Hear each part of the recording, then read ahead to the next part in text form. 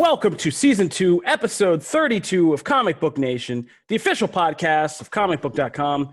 With me again is a familiar lineup of the usual suspects. We got Matthew Aguilar here. What up? Mr. Brandon Davis is back with us. Hello. Hi. And we brought him back yet again, mostly because we're shorthanded, but mostly also because he's a great heel for this show, Mr. Charlie Ridgely. Hey, I'll take it however I can get it. Well, today, I'm going to give you a little small slap in the beginning because, to be fair, we are bringing you back to do a victory lap. You're really just here because we are a fair show, believe it or not. And we like to keep it fair. So when Charlie's right, because, like the blood moon, it doesn't happen often, but it is important when it does happen. So, Charlie was right about something, so we're going to let him talk and kind of take a victory lap about that. But we also got a nice variety of things to talk about today. We got some DC Comics, some DC movie stuff to talk about, some gaming stuff to talk about, which we brought Brandon Davis on to slap him around about. We're going to talk about the awesomeness of the PS5. And we're going to review the new show Solar Opposites, which is from the Rick and Morty co-creator Justin Roiland on Hulu. And I know Charlie's itching to talk about that too, so that's why you're here. And we're going to plug some things we're going to be doing in the upcoming weeks. So, let's start right at the top with Mr. Turn Up Charlie's chance to turn up and take his victory lap. Charlie was right. We've had this ongoing debate all year about the fate of New Mutants, from the X-Men universe. And if you've been listening to the show for a long time, we were pretty good about digging into Charlie and his hopes that New Mutants was going to hit theaters. We're just saying, dump this thing on Disney Plus, be rid of this cursed object, and, do that. And then Charlie thought he got really celebratory because we brought him already once to celebrate because New Mutants got a theatrical release. I forgot. So we had an episode to let Charlie come on and celebrate. But then we had to knock him right back down again because New Mutants, when the coronavirus hit, New Mutants got pulled along with everything else from the 2020 theatrical slate. And it was just left out of all conversations. Disney was like, yeah, so we're bringing back all these movies. Here's some new rescheduling. And New Mutants was nowhere to be found. So we were kind of ragging on Charlie all over again, which was fun, I'll admit. But, now the fortunes have shifted yet again because today Disney kind of released, or yesterday, I forget what day it is. It doesn't matter in quarantine, really.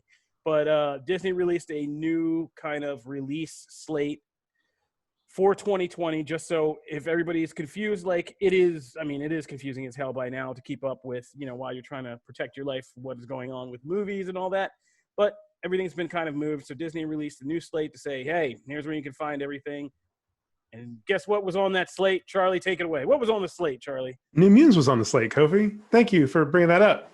I'm not going to take a full victory lap until, I sit down in a movie theater to watch this movie. But we wanted to set you up. I am very excited, but I've done this already one time, and I'm going to wait because, the coronavirus, this pandemic, this whole thing is so unpredictable that we don't know what's going to happen come August. I will agree to that.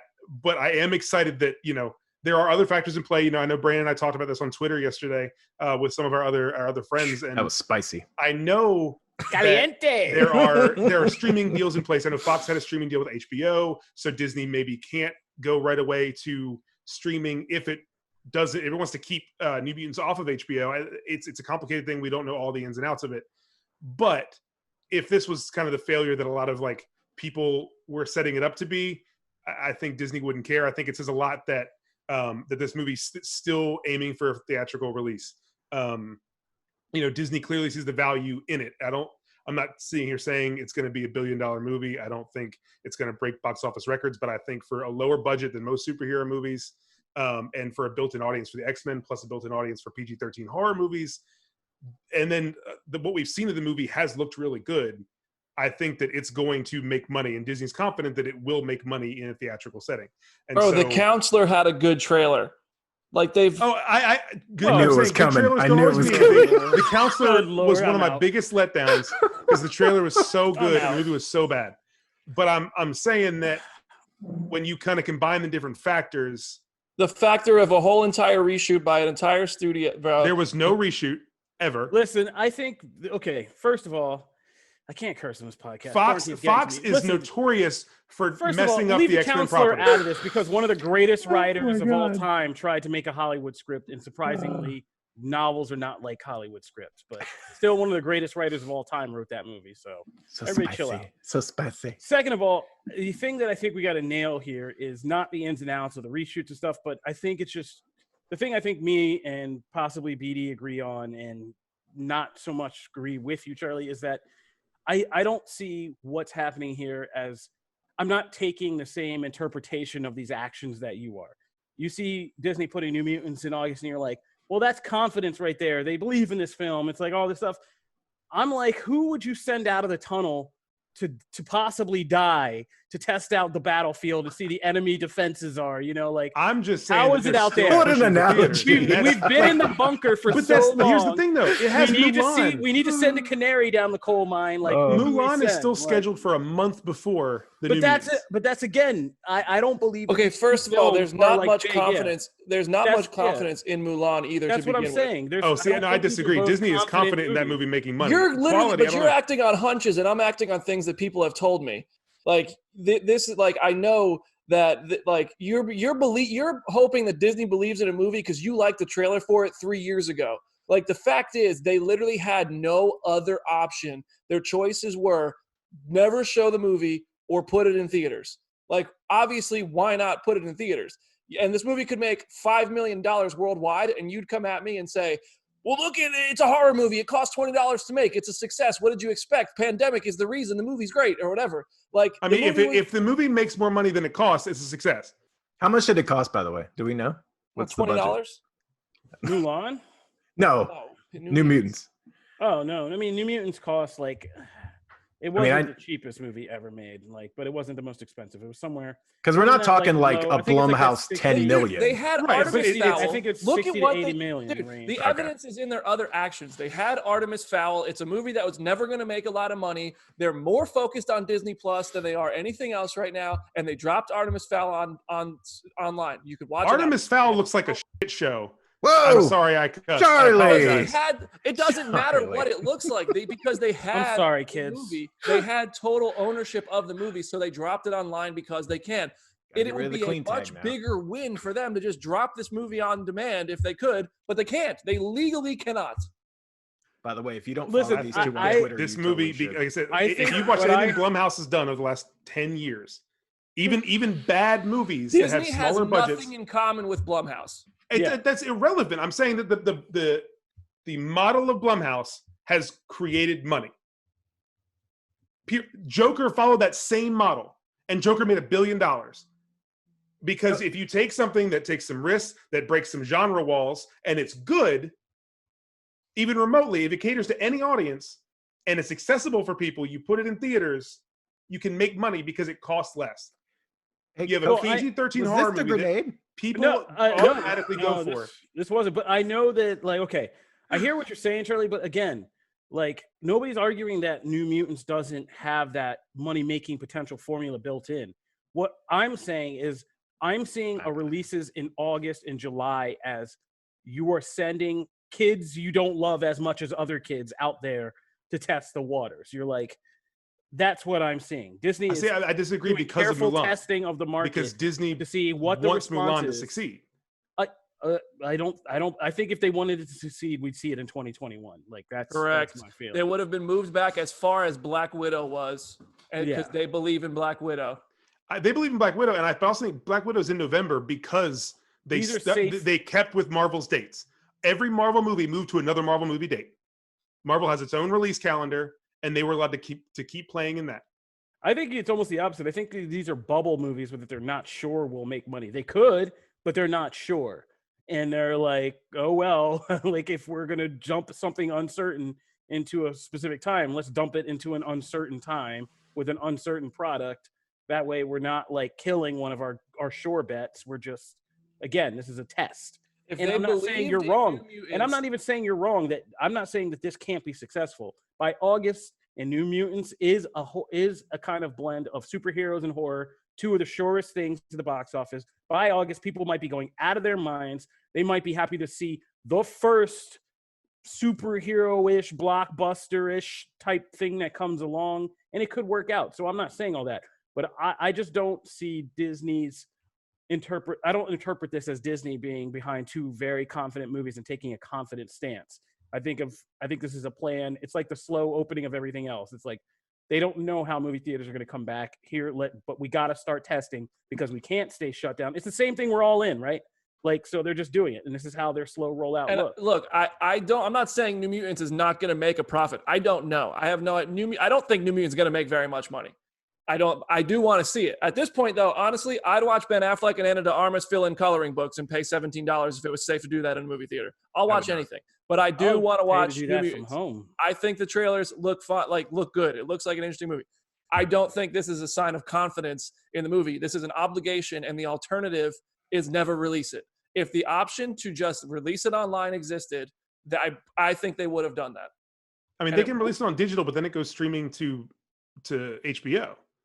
Isn't that I might be totally wrong, but isn't that the deal that exists? I mean, then even more of a reason for them not to release it on digital, because they cannot put it on, they cannot. If they don't care, and they don't care that Dark Phoenix is going to be on HBO Max. Why would you give it to a competitor?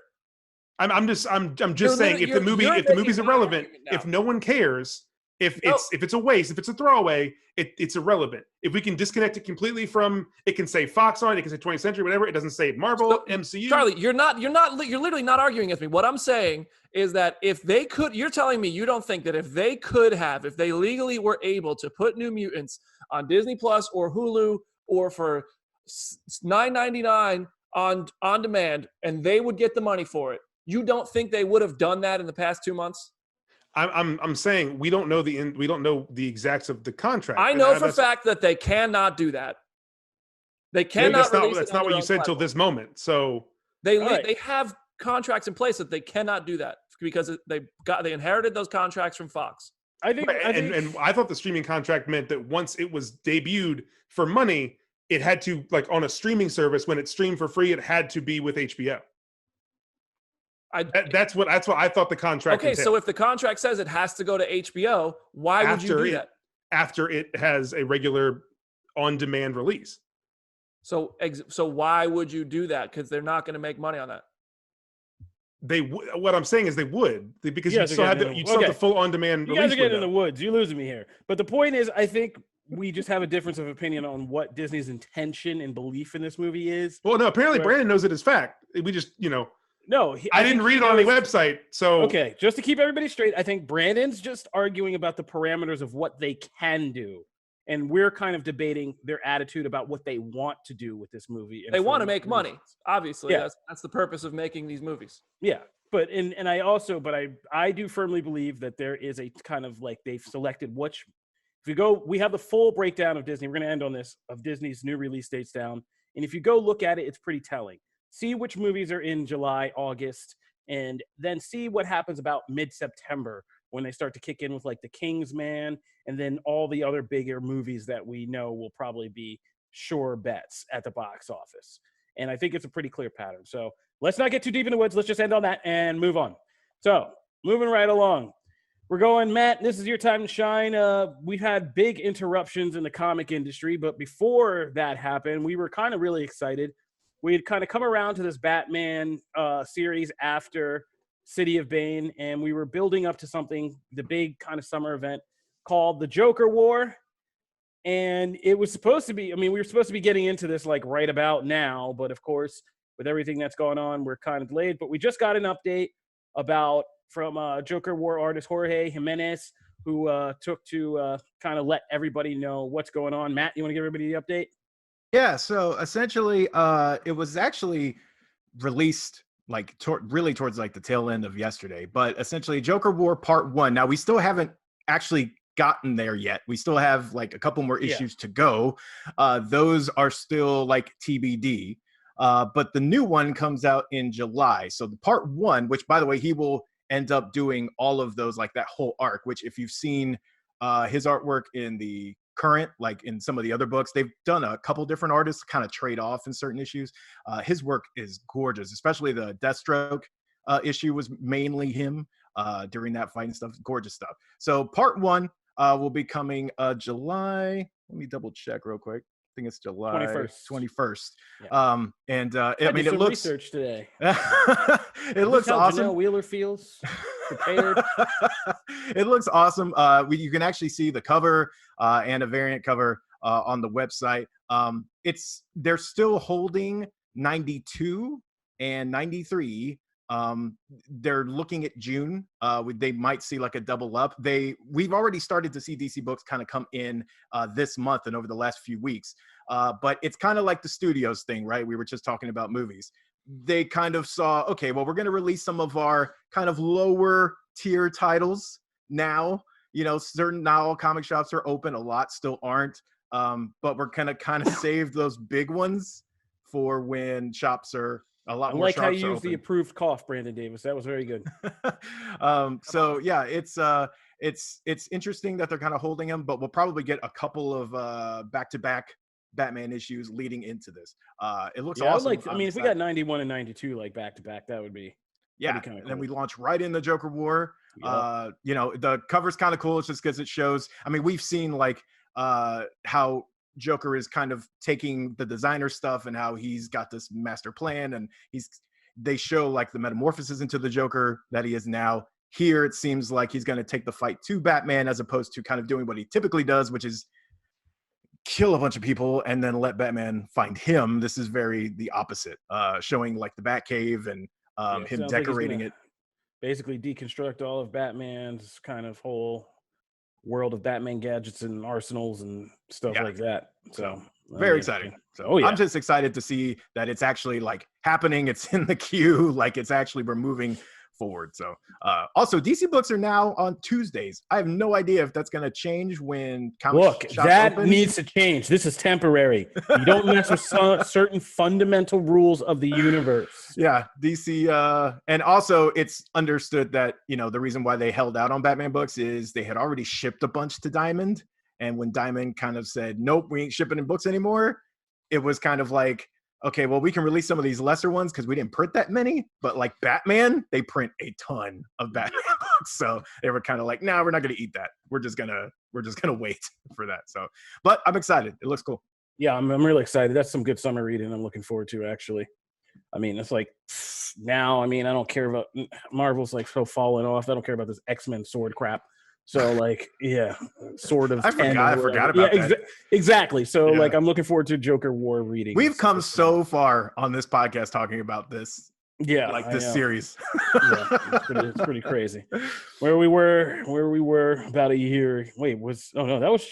It wasn't that long ago. That was just like in September. Oh my god! It feels like we did like an about face kind of a couple months ago. Like it really started finally coming together. But it's just funny that like if you go back and listen to our podcast, like when this first storyline first started coming into play, it is polar opposite. Like we could not have imagined we would have gotten here. So, nope. But here we are. All right. So keeping on with the Batman talk, let's jump from DC Comics over to DC movies.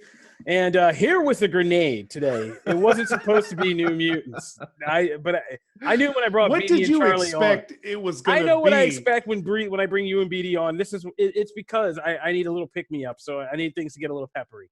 Remember when we used to get on and argue with each other on live video every single week for like. That was yes. I used to watch through the window and shake my head. But you guys look good in your suits, so that was great. Good times. It was like watching a couple angry morticians. That was like a decade ago. No, that was like, dude, that was like 4 seasons of Comic Book ago, man. Oh my lord. Yeah, that's where we had a whole different showrunner, had bad dialogue and everything. It was crazy. But yeah, so going to Batman movies and our real grenade today, Robert Pattinson's just been sitting around quarantine, and he decided to talk to GQ, which is always interesting when actors get bored and start talking.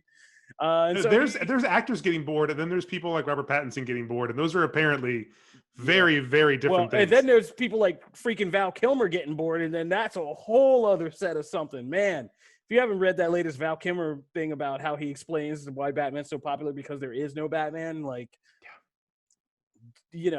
have a few drinks and go check. I don't know. Robert Pattinson wants to open up a pasta fast food sandwich restaurant. So I mean, that's He's good. in a great place. Check that out. Yeah, just call it Carbs and I'm there. Like, Never mind. Anyway. I won't check that out. But anyway, so here's something that I know has gotten Batman fans riled up. So Pattinson's been asking, like CM Lou, who's been like training or playing around with training to play Shang-Chi, and all the other actors who have got superhero roles that are now on hold. Say his name? I don't want to say it again because I know I messed it up. It's just Simu Liu, right? I said CM Lou, I think. Simu Liu. Liu. Okay, so I was. Oh, I'm sorry. Yes, that I should have nailed that with E. Obviously, my it's very bad. obvious. Yeah, I mean, it's only 7 letters in a whole like first and last name total. and a whole different pretty- vowel structure from another side of the world. But linguistics aside, thank you. Yes, Brandon Davis has the correct pronunciation, and let's try to stick to that because I am not advocating ignorance in name pronunciation. So, how do you say his name again, BD? I don't know. I'd rather hear you say it. No. Just sound it out, Simu. Anyway, Liu. so dude playing Shang-Chi is kind of making jokes about working hard. Like the easiest name. Meanwhile, Robert Pattinson is over here saying that he's just taking an all-effort approach to the Batman workout. He told GQ that basically he wasn't feeling what Warner Brothers wanted him to do with a trainer. He says, I think if you're working out all the time, you're part of the problem. We set a precedent. No one was doing this in the 70s. Even James Dean, he wasn't exactly ripped. So we had to resuscitate Chris Killian after hearing this quote. But once we got him back to life about hearing an actor say that you can skip workouts. You guys don't get that as a Chris Killian joke? Man, I hate you. Anyway, moving right along. So, this is going to get people riled up, people who thought that Edward Pattinson was too skinny and pasty and sparkly to play Batman. Now hearing him say that he doesn't care about the workouts is just the kind of thing that I know triggers DC fans to be like, what? You're not doing Batman workout? But, and some do you think media. this matters? I mean, I want to ask, do you guys think this matters that much for a Batman actor?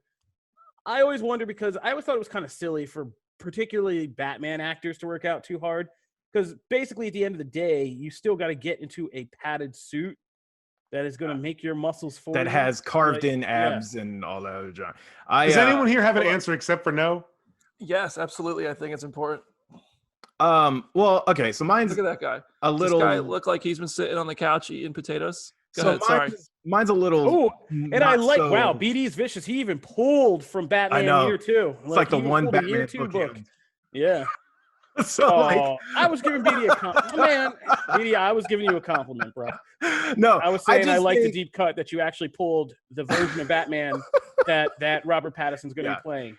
I think it's a little more essentially my answer is a little more nuanced than just the yes and no because if you read the interview, he's very tongue-in-cheek throughout the entire thing.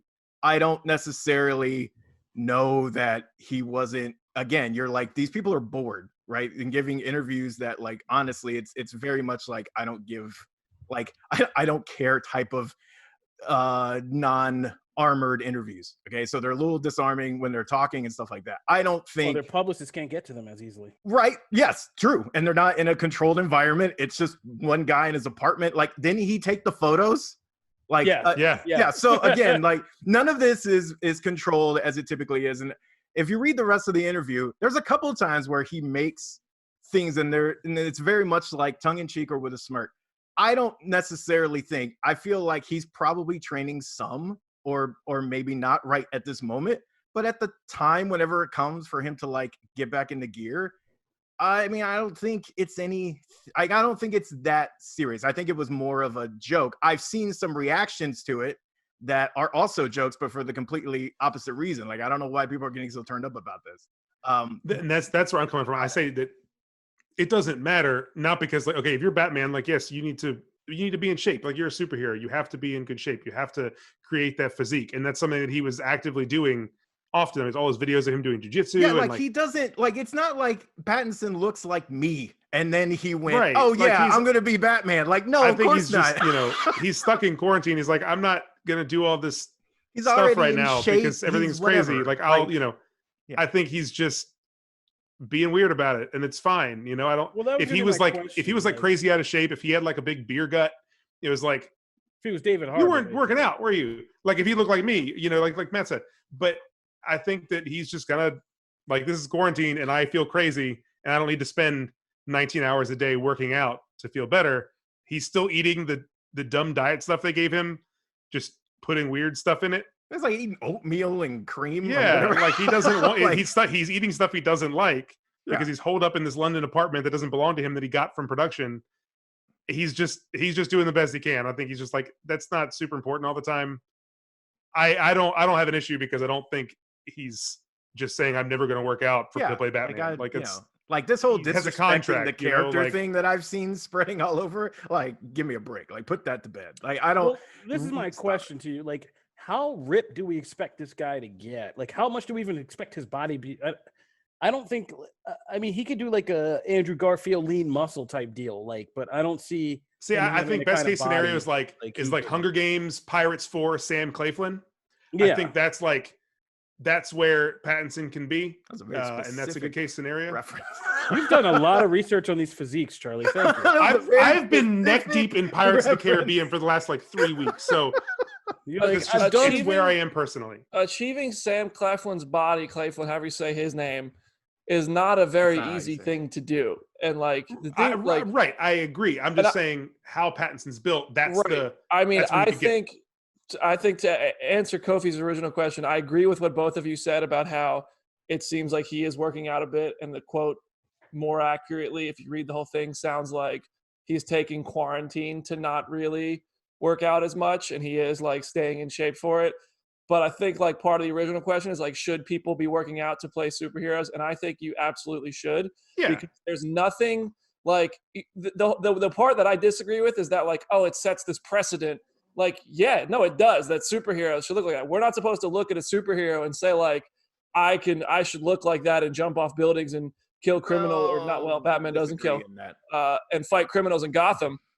But like, that's not normal people. That's a superhero. But there's a certain section, and this will probably lead us into a whole other thing. But there actually is something to seeing an ordinary person's physique and type in a hero that you admire or look up to. There is something to that. Again, when we're talking about these like archetype Supermans and whatever, okay, but And also, I like, don't Batman's like, I just a don't feel dude. like dismissing that completely is like Christian right. Bale wasn't like huge, you know.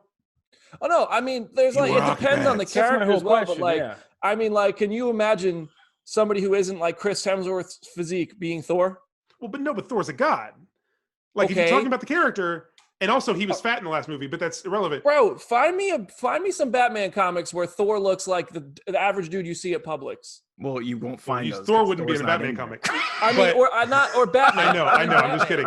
I mean, Find in me every a- Batman movie, he looks like a normal guy, except for Ben Affleck. Michael Keaton's a very normal looking dude. Listen, okay, but like you say they weren't doing this stuff in the 70s and 80s. There's a lot of stuff in movies that they do now that they weren't doing in the 70s and 80s. A lot But I of think a stuff. lot of people would agree that 1989 Batman is a great depiction of Batman. Sure, it's great. I agree. Yes, it is a very good movie. So Okay, but like that's irrelevant. Like I mean, we've come a I'm long just, a lot of it depends on their take. I mean, again, if you're playing Superman, if you're playing Thor, if you're playing Captain America, like it's a different thing than playing a billionaire with a lot of money who gets a padded suit and fights crime in it. I mean, you have to believe that he Batman can jump off a building. But physically fights crime and looks pretty jacked in every comic. Like my Yeah, I mean, point he's gonna is, take on roomfuls Batman of doesn't dudes. look like your average person in a comic book. Like Tony Stark, he's not in very good shape, and like he's just your average dude in a comic, and that's why. Like Robert Downey Jr. was, I mean, he's in shape. He's like a pretty shapely looking guy, even in Iron Man 1 where you see him shirtless. But he's not like, he's almost Christian Bale level, I guess. I don't know. I feel like it should be kind of, I don't know. There's no way to say this without pissing people off, but I think if you're going to play a superhero, you should be in pretty good shape. You need to be in because, pretty like, good shape. You And know I what? think Pattinson's already. I'm behind you, Beatty. I think Like, Pattinson's in pretty good shape. But though. but the point is moot because we think Robert Pattinson is in pretty good shape. I mean, I think you should And- be in like unattainable, like to the average person whose you should job is look not like to you be an have a actor. professional trainer and nutritionist helping you to do this. Like, Absolutely. And I mean, and this is the thing. Like, It's I'm all literally for his healthy job to look body like that. image, but at the same time, like we do watch fantastical things and fictional things. We don't necessarily, and this is my problem of like, we should put more normal people look on TV. It's like, no, I don't watch TV for normal looking people. I watch real life for that. Like, I want to see the pretty people on TV. I want to see superhero male and female shots that have bodies that make me go, wow, like holy crap, like. I'm just saying, Man, not every superhero needs to look like Chris Hemsworth. I think that Robert Pattinson's at a good level, so I agree with what you're saying. I don't know what Robert Pattinson looks like. I'm agree with what you're saying. I think it needs to fit the character, and so Batman, I don't think has to be as jacked as Thor. And so, yes, I'm not saying Robert Pattinson should go gain 40 pounds. It's a case-by-case thing. What my point is on that one specific thing he said on that looking a certain way to play a superhero sets a precedent. Like, yeah, it does. Like, you're playing a superhero. There should be a next level of dedication to play that. So that requires, like, if you don't think you should have to do, it's like an old sports analogy. If you don't think you should have to do all that work, the next actor is going to do that work. Like, the next actor. That's fine. And I mean, and like I said, I think Pattinson had been doing that before quarantine. I think he was putting in the effort. I don't know what he looks like, and I don't think he should look like Hemsworth. That's not what I'm saying. Yeah. Right. But I think it's going to come out all right when we see him as Batman. I think this is much ado about nothing. So do you think, okay, this is, I don't know if this is totally related. This is just out of curiosity.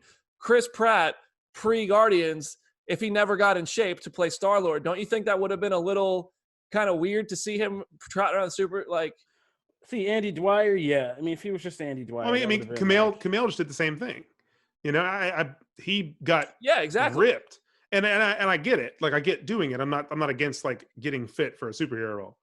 And I loved his post about it because there is no way that if it's not your job to look like that, you cannot look like that without the help and without the being time, the space, the resources. Yes. Yeah. Like I know literally time, space, and resources. None of us here can work at Comicbook.com and also look like that. Like you like on a normal life, you can't do that. I mean, the Fuda in the lobby alone would just ruin. Yeah, exactly. But that's why I think that it's part of the lore for me. I think that these people looking a certain way and it's not going to ruin the movie for me if they don't look like that. But I think it adds to it. No, but I think we're all okay. So I think we're all in agreement that, I mean, there should be some level of this. It's not equal for everybody, but there should be some level. All right, moving right along, we're going to go into DC talk to gaming talk. So we've been talking a lot about what's going on with these next-gen systems. We've been kind of following the rollout. And we had a big question that we kind of pitched on the podcast and debated, which was whether or not next-gen consoles should just scrub off 2020 like so many other people are doing and just come into 2021 strong, or try to hit that holiday season window. And PlayStation has kind of put their stake in the ground and said, yo, Christmas time 2020, get those PS5s. Matt, any other details that you want to tell us about? I don't follow this as closely as you. So Sony dropped in their latest financials presentation, they essentially said that there had been some rumors, and like we talked about before, about maybe pushing or whatever. They are still on track for a holiday 2020 release for the console. And one of the actually more surprising things is that they acknowledged that they've had a bunch of challenges as far as travel and getting people to places and things like that, but that hasn't actually hindered any of their software development. We've seen delays in some of their first party games and things like that, but that was stuff that was more about the retail space and adapting there. As far as the stuff they're developing for the PS5 and things like that, they haven't had any roadblocks, which is really amazing, especially with all the moving parts. I mean, I know studios, Ubisoft with Assassin's Creed it's absurd the amount of studios that are actually working on that game, and they're all in different places over the world, and somehow that thing comes together as one cohesive whole. So add in the coronavirus and the delays for flights and people being stuck in one country or another, and I'm amazed that that's the case. The other big thing is really just that they're still kind of staying mum on the hardware stuff. They still don't, from what I understand, they still don't have a final model for the PS5. They don't really have a final version of what it's going to look like. They have obviously concept art and designs that they're picking from, but at least from what we've seen so far, they don't have one pick this is what the PS5 is going to look like. They still got plenty of time to come to figure that out, but we're inching closer and closer. I mean, the year will be half over before we know it. And so, yeah, holiday 2020 is kind of far, but not really. It's close when you're especially trying to come down the final stuff. So I will be very interested when they finally reveal it and what it looks like. I do hope for the white one. But that's I assume it won't look like a mini fridge, but we can assume. I would assume. I mean, I would say it would look a lot like the controller and have that similar architecture and design aesthetic. But I'm interested. But I'm just surprised that they're really still rolling forward with holiday 2020. I will, from all intents and purposes, it looks like Microsoft is also hasn't really like acknowledged any changes or anything like that. So they are still on track too. It will be a very interesting marketplace. I think before, when we talked about it previously, I was a little apprehensive about like, I don't know if that's smart. And I think COVID kind of won me over as far as like, well, maybe this is actually, there's not a best time, but maybe this is a time that will work to release what else it. are people going to do? Right. Yeah. Exactly, So that was my point. Yeah. Like, So our I think you won economics me over have that. shifted greatly. I mean, if I you're played lucky more enough to PlayStation still, in the last like 2 weeks, maybe month, than I have in the last probably like 6 yeah, months. I mean, everybody knows the time, but we were discussing like economics and people. The argument was whether people would see this after the year of so much economic loss for so many people, as this would be the time to kind of spend your money on a PlayStation. And you know, we kind of went through the whole initial saying like, yeah, I could see why this after coronavirus and everything that's been so real this year, this would seem like stupid and frivolous to you. But my other side argument was, at the same time, we are home all the time, and our whole kind of nature of leisure and economics has changed. Like now, instead of spending a little bit money every day to get a beer and have a drink and buy lunch or do this, and it's like I barely spend money every week, but then I go to the liquor store and spend like $150 on like a bunch of liquor that I'm gonna have for like the next week. Hopefully, habits pending, you know. For the next week. And yeah, and I'll buy that on-demand movie that's like $20 because like I'm not gonna see another movie in God knows how long. So like, yeah, when it comes to something like a PlayStation or the next gen Xbox, by the end of this year, in knowing that that's like the only good thing I might get in terms of like leisure and fun out of this year, yeah, I'm saving now so that when it comes, that is gonna be my purchase. Because yeah, I don't know. Until we have like a vaccine and life truly returns to normal, we could be doing a lot of start and stop quarantines. Like, who knows how this is going to go? I'm investing in something that's for my leisure time for sure. Yeah, I don't know when I'm going to have human friends again. So, why do you set yourself up for these easy takedowns? I mean, because I'm easy. Like, but like, I'm just leaving it alone. Fine. I like to reach higher than Matt got me fruit. The last time, or I guess 2 times ago when I was on here, Matt got me hooked on that Assassin's Creed stuff. I'd never played it, and Matt talked all about it, and I've like dove headfirst into this whole Assassin's Creed thing. So like, listen to the audio book. He's listening to the audio. It's an audio drama. I'm so excited. Riz Ahmed is in it. It's like actually really good. Wow, you went right for the deep end of the fandom, huh? I'm playing 2 of them simultaneously. I have Black Flag on my Switch, and I have that I play when I'm in bed and when I'm traveling, and then I have Origins on PlayStation. He's about to buy. I'm all in right now. It's bad. He's about to buy Odyssey. Oh boy, I just bought Odyssey. Odyssey's so good. Man. I bought it before we got on the podcast. So Brandon Davis, have you gone to GameStop and started your layaway for PS5? Kofi, why do you? I see what you're trying to do. I see what you're trying to do. Stir the pot, folks. Brandon is an Xbox guy, but he might change. BD grows, he evolves like all of us. I was an Xbox guy once. Well, I was a PlayStation guy. Makes their decisions. I was a Nintendo guy, then a PlayStation guy, then an Xbox guy, then back to a PlayStation guy. So all I know is that Unreal Engine they showed the other day for PS5 stuff. I'm sure Xbox will look just as good, but it blew me away. I saw that it looked good, but those honestly, launch games always suck for both platforms. So I'm not really excited. I mean, I can't fight you there. Well, that wasn't even a game; it was a demo. I mean, it's no Perfect Dark. Nobody's launching with a Perfect Dark this year. Oh my God! Rise, Son of Rome, baby. Let's go. I mean, Switch launched with Breath of the Wild and Mario Kart Odyssey, and that was or Mario Odyssey, and that was like those were great launch games. I was so excited for Rise of Rome. Before Rise, Son of Rome, baby. I was so excited for it when the trailer hit, and then I beat that game. I played straight through it. I beat it in 2 hours. What was the PS4 launch?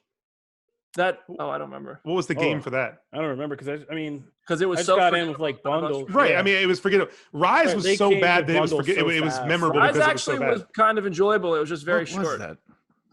I can't remember what it was. I gotta look it up. Guys, you remember all the Xbox launch games? I don't know. This is weird. No, I don't. I remember one because it was. No, I terrible. remember Perfect Dark being so terrible. Like that's what I Perfect remember. Dark was for Xbox 360, and you just said you were an Xbox guy in that generation. I So was, what? but perfect. No, I was. I was an Xbox and Xbox 360 guy. That is undeniable. Xbox 360 You're right. Perfect remains Dark was no Resistance. Wow, that game. Whoa, Resistance is way Perfect Dark. Yeah, it is. Don't smite Oh my god. Insomniac like that. No, I was against Resistance when I will launched, take but, 3 like, Resistances over the trash heap that was Perfect. Yeah, I mean, Perfect Dark was trash. Like, let's just. I will say I don't know it. about the launch games, but the stuff that PS4 like PlayStation's created for originals, like I'd rather play Uncharted and Spider-Man and those type of games over like Last of Us is a PlayStation thing over. That's the Last of Us I'll give you. Although apparently the Last of Us 2. Killzone Shadowfall, Ugh. Knack, Flow, Flower, which Flower is actually really good. Sound Shapes and Escape Plan. That was It's PS4. just Killzone. Those were PS4. Oh, that game Killzone sucked. Shadowfall was the big one. Sony. Those were Sony's like first party type things. That was all Escape trash. Plan was. That's why we booty. quickly got Last of Us bundles, Grand Theft Auto 5 bundles. Like, yeah, They Killzone was they remastered. They put Black Flag up. Like they ported Black Flag up to PS4 real quick. I mean, I'm with BD. Those are PS3 and PS4 has had trash launch time. Honestly, neither console has So did had PS2. standout launch games. Like there is no. Well, PS2 also, but I mean that had PS2 had Bouncer. When Bouncer launched, didn't it have Twisted Metal? Twisted Metal Black. And What's then, gonna happen that Fireworks one. I forget. We're gonna buy a new console, whether you buy an Xbox or a PS5 or both, and then you're gonna end up playing Fortnite and Call of Duty Warzone and The Last of Us Remastered and GTA 5. And GTA 5 is a pre-gen game. Like, that's what's going to happen, though. You're going to play one of the new titles. You're going to get through it in 20 minutes and be like, it's trash. And then we're going to go back to a previous generation game on the new console, remastered, whatever. I mean, it depends on what they do. Because like if they re-put out, Assassin's Creed Odyssey for the new generation, like you're going to play it for like, that's what's going to happen. You're going to play yeah. I mean, BD's right, though. We got to move on because we got to wrap it up pretty soon. But I think BD's right. Like, it's going to be all these launch titles we're not going to remember. We're all going to be right back on, like, whatever Warzone is going, new update or whatever. Until, like, Grand Theft Auto 6 comes out, if it's for the next platform. I mean, I'm with you on that. All right. Yeah. Stay tuned because when we get back, we're going to wrap up the show today by talking about the new series Solar Opposites on Hulu. And we're going to hype some quarantine watch party stuff that we got coming up. So be sure to stay tuned for all of that. All right. So Solar Opposites. We're kind of in a strange time for Rick and Morty right now. Season 4 has been kind of a mixed bag for a lot of people. There's a lot kind of going on with that. We did a whole breakdown of their Season 4B premiere with the whole kind of meta deconstruction of the series canon and all that. And that kind of really kind of got crazy. And we talked a little bit about the second episode that kind of got back to form. But Justin Roiland broke out on his own and has done a new series called Solar Opposites, which is basically kind of a very adult animated Third Rock from the Sun concept. It's essentially a group of aliens that got stranded, crashed on Earth and got stranded here and have had to live. But unlike like Third Rock from the Sun, which is was kind of kitschy and celebratory of like Americana stuff, this is very critical and nihilistic in Justin Roiland's unique way, kind of saying if aliens came to our world and lived in America, like, and just using that premise that we've all used for kind of philosophical discussions or whatever, but take it in a twisted comedy way of reflecting all the kind of really volatile things in our society these days through the prism of aliens. And so it's kind of my thing with it is, and it's still early. I think the first 3 episodes are up on Hulu right now. Oh, they're all up. Oh, they're all up? Mm-hmm. It was a full all at once release. Oh, I didn't see it. I'm still combing through this. Yeah, because you got to get episode. Let's see, there's 8 episodes. So episode 7, the penultimate episode, is one of the best. Well, I'm gonna let you take over here, but yeah, I mean, so far for me, the thing is this show kind of a good enough expansion of Roiland, or is it still too much Rick and Morty? And I'm kind of on the fence. I've seen the first 2 episodes, and it's almost distracting that the main character sounds so much like Rick that it's really kind of just disturbing. Yeah, But it does have its own you know, comedic like the same sensibility. person, you know, voices the character. So, you know, Justin Roiland voices both, and he created the show with Mike McMahon, who was the head writer on Rick and Morty. So you have 2 Rick and Morty guys coming over to make this show. There are going to be some similarities, but I think it really does a good job, especially as the season goes on, of completely separating itself. The first few minutes, I had a hard time because you hear Rick in your head when Justin Roiland's character speaks. Corvo is the character's name, and it's a similar animation because it's Justin Roiland's animation style. So there are similarities, but this is a much more hopeful and fun and lighthearted show than Rick and Morty. It doesn't have the mental darkness all the time. It has glimpses of that, but it doesn't have this big attitude of like nothing matters. Everything should, like, why are we even here? Who cares? This doesn't have a lot of that. It has a lot of narrative point to it. It has a lot of hope to it, a lot of optimism.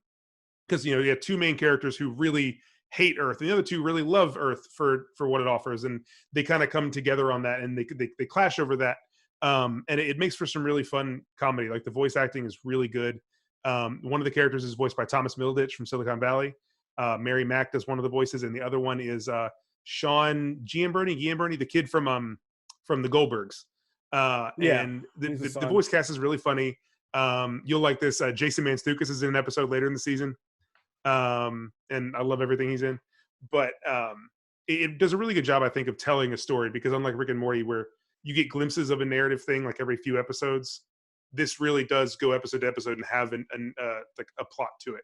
And it not only has the plot about the aliens, there's a whole separate side story that goes on that you don't kind of get at the beginning. And the show's been out for a week, so I want to talk a little bit about it without spoiling too much. But in the first episode, you learn about the people in the wall. Kofi, I know you saw them. Yeah. One of the characters shrinks down people and puts them in like a big like experiment wall, like a connected guinea pig ant wall thing. And those people end up like starting their own society within this wall, and it turns into like this whole like Mad Max Escape from New York side plot about these people starting an uprising against the rulers of the wall. And it's incredible how they weave that like very serious narration into this really funny, weird show, to the point where episode 7 is literally it takes place 100% in the wall. It's all just the wall people. And it's one of the best episodes of TV I've watched in a long time. Like it's so well written. It's so well structured. It has a full score to it. Like it's fantastic. And I wrote the review for Solar Opposites last week, or I guess the week before, whenever it came out. And this was the first 5 out of 5 I've given in like a year and a half, for movies and TV. So like I really, really enjoyed it. And I think it only gets better as the season goes on. Like it had me early on, but the end of the season is really, really strong. And I'm what have you enjoyed really more, Solar Opposites or Rick and Morty season 4? If we're just on season 4, at Solar Opposites, I've enjoyed more. I think as a whole, like Rick and Morty has a full, basket of things to play with, and it has a whole like it's established itself to me. So I mean, Rick and Morty is the better show because there's more of it, and they've been good for longer. But I think Solar Opposites has the potential to be something I enjoy way more because of its optimism and because of its its cohesive plot and its characters. Rick and Morty finds new ways to be funny and finds new ways to kind of mess with your head and to explore these 2 characters that and I will always enjoy that. But this has so much more room to grow. It has so much room to go beyond a simple idea and really become like a full-fledged show. And I mean, Hulu already renewed it for season 2 before season 1 even aired. Like they clearly believe in it. I talked to McMahon and Roiland last week, and season 2's already been written. They're working on animation for it now. So, they're confident and they love kind of where it's going. And I'm really excited to see what's next because I think it does have more potential than Rick and Morty does. Wow. Sounds like your classic Simpsons, Futurama, Family Guy, American Dad, the vibe. All right. You can check out Charlie's full review of Solar Opposites on Comicbook.com, and you can check out the show on Hulu. So, Quarantine Watch Party. By the time you hear this episode go up, we will be preparing for our Quarantine Watch Party with the cast or creators of Harley Quinn, DC's Harley Quinn. And we're going to be doing the latest episode and the previous episode. So on Friday, when you hear this episode go up, the new episode of Harley Quinn will be on DC Universe. And we're doing that episode for Quarantine Watch Party. And then we're going to be doing the episode before that as a second part because, of course, they're only 22, 25 minutes long. So to get kind of an hour-long length, we're going to be doing 2. So be sure to hop online. Even if you don't have DC Universe, it's good to follow along and just kind of hear people, fans. It's good, and this will be a good promo for Harley Quinn if you haven't been checking that out because that's an excellent show. So be sure to get in on that. BD, I know you're working always on this thing you've started across the world. Is there anything you can reveal yet? I have reached out to Sam Raimi and James Mangold. One of them said yes. One of them hasn't answered. The one who said yes will be on May 27th. I'll let people start guessing. Oh, there you go. And hey, so this is Friday. Dropping reveals. I actually have one of my own if I can add to BD. Yeah, go ahead. I'm not going to announce anything yet because I'm still working out the details. But if you're a fan of Community, which a lot of people are, pay attention to the next week because I think we'll have something very exciting in that realm. All right, fellas. That I'll say more about later. Boom. I'm liking this. Everybody's getting in on this. So, all right. So Charlie has something community related he's teasing. BD has a Sam Raimi or James Mangold big announcement coming. We'll see what happens. And we got Harley Quinn coming up. And we just did Russ Burlingame, just did a Kevin Smith, Josie and the Pussycats. We're going all over the place with this. So Those were cool. Those were cool. It's BD thankfully made it real simple. Just go to Quarantine Watch Party. Forget all those other hashtags that people have tried to do as variations, but you know where to find it. Emphasis on tried. Yeah, tried. There you go. So that'll do it for this episode of Comic Book Nation. Thank you for tuning in. If you're just getting in the show during our quarantine arc, we put up new episodes every Wednesday and Friday on Comicbook.com, where you can subscribe to our RSS feed, or you can find and get new day updates of the show, or you can subscribe on your favorite podcast listening platforms. We're on iTunes, Stitcher, Spotify, Google Podcasts, Google Playlists, iHeartRadio, or you could tell Amazon Alexa devices to play Comic Book Nation podcast, and they'll fire up the latest right for you. If you want to talk to us, pitch topics, get any kind of information, or just share some thoughts, you can always find us checking out the hashtag Comic Book Nation. You can also find us at hashtag Quarantine Watch Party. Like I said, if you want to get in on that side of things, and you should, it is a hell of a lot of fun. So be sure to do that as well. If you want to contact us individually, you can find me at Kofi Outlaw. You can find me at Matt Aguilar CB. Brandon, you want to go? No. You can find me at Brandon Davis BD. And I'm at Charlie Ridgely. There you go. Wow, it's like you could just type our names in and find us. Yeah, man, it's pretty really easy. Is that easy? I mean, you're just a formality, BD. I feel like everybody knows where to find you all the time. So They show up at my house. They really know. Oh, poor Janelle. All right, so moving right along. That's a deep cut. That's for the future. That is for a future episode. I'll explain that one. But thank you for tuning in. This has been Comic Book Nation. We want to say to you guys, stay connected, stay healthy, keep taking care of yourself, and keep chilling with us because we've been loving having our expanded fan base as you guys have been at home on lockdown. It's been great having you in the discussion on the Facebook, live viewings, and everywhere in between. Oh, also, we're going to get back into this office one day. So go on iTunes, leave those 5-star reviews, because I swear to God, once we get back in this office, I'm going to take like a whole episode and just read off fan appreciation things and send a bunch of people some T-shirts and keep Jim off my back for like 2 months by having him go into the mailroom and disappear forever. So be sure to go on iTunes and leave those 5-star reviews because we do appreciate them, and we've been reading them, and they've been making us feel good. So thank you. This will do it for Comic Book Nation. We'll talk to you guys next time. Peace. Deuces. Oh, mic drop. Nice.